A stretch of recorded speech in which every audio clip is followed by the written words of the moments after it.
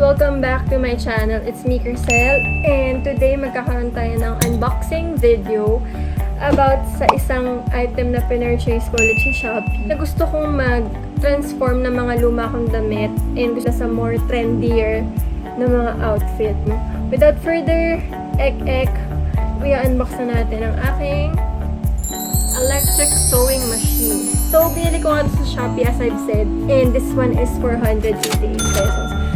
Sa Shopee, actually, marami nagbebenta nito na iba't ibang prices. May mas mababa pa. Parang feeling ko, pinakamababa mga 300 pesos. Pero since ito nga ay on hand na and ready to ship and lalamove, talagang binili ko na siya agad-agad.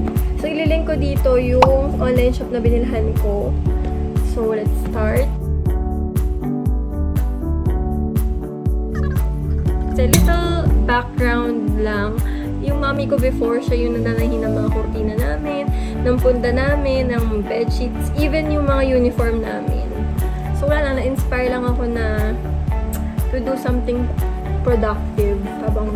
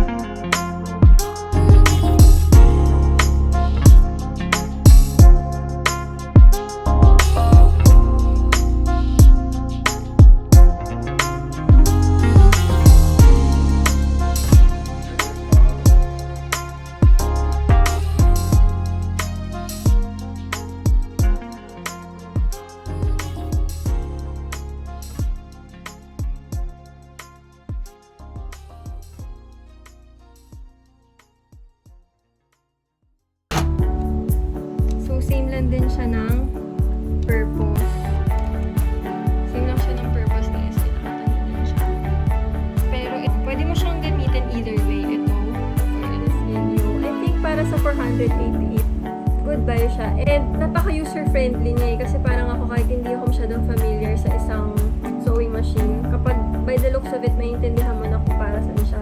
And plus yung manual niya is very easy to understand. And that's it, guys. Abangan niyo yung mga aking DIYs using this sewing machine. Sana pangatawanan ko. Baka nakital lang ako kaya ako binili. Pero I'll try my best. Papakita ko sa inyo yung mga projects ko using this sewing machine. Don't forget, guys, to subscribe. And see you in my next vlog.